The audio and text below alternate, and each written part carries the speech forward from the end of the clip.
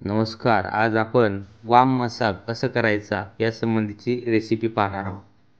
त्या ठिकाणी आम्ही मीठ आणि अ, हळद लावून घेतलेली आहे. थोडासा लिंबाचा रसही टाकलेला आहे. मासे सुरुवातीला स्वच्छ धुवून घ्यायचे आहेत आणि त्यानंतर त्याला मीठ आणि हळद लावून थोडा वेळ ठेवायचं आहे. हे झाल्यानंतर आपण मसाल्यासाठी कांदा घेतलेला आहे, 2 कांदे घेतलेले आहेत, 1 टोमॅटो घेतलेला आहे चिरून, कोथिंबीर 1 मूठभर कोथिंबीर घेतलेली आहे, एक अर्धी वाटी साधारण खोबरे घेतलेले आहे, ओलं खोबरे घेतलेले आहे यावेळी आणि लसूण. अशा पद्धतीचा हा मसाला त्या ठिकाणी आपण तयार करून घ्यायचा आहे. आता हे झाल्यानंतर तव्यामध्ये किंवा कढईमध्ये आपण तेल घ्यायचे. आम्ही या ठिकाणी कढईमध्ये थोडंसं तेल घेतलेलं आहे 2 चमचे आणि त्याच्यामध्ये हे मीठ आणि मसाला लावलेले मासे आपण सुरुवातीला परतून घ्यायचे आहे. परतून घेतल्यानंतर त्याला खमंग वास येतो. तर हे मासे आपण काढून घ्यायचे आहेत बाजूला.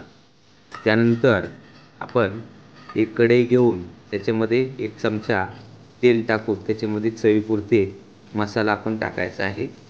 याचं प्रमाण आपल्या किती लोकांना भाजी करायची त्याच्यावर अवलंबून आहे आणि हा मसाला त्या ठिकाणी व्यवस्थित परतून घ्यायचा आहे. आता ओलं खोबरं असल्यामुळे थोडासा हा पिवळसर मसाला आपल्याला दिसतोय, परंतु चवीला अतिशय सुंदर लागणार आहे.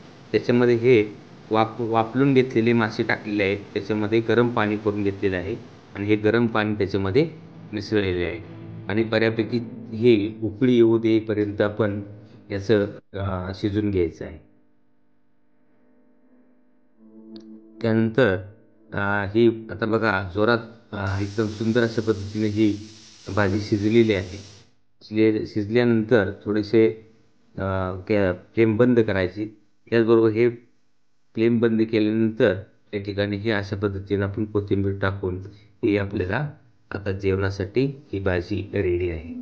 अशा पद्धतीने ही आमच्या किचनमध्ये आज ही वाम माशाची भाजी आज तुम्हाला खायला मिळणार आहे. धन्यवाद. आवडले तर लाईक करा.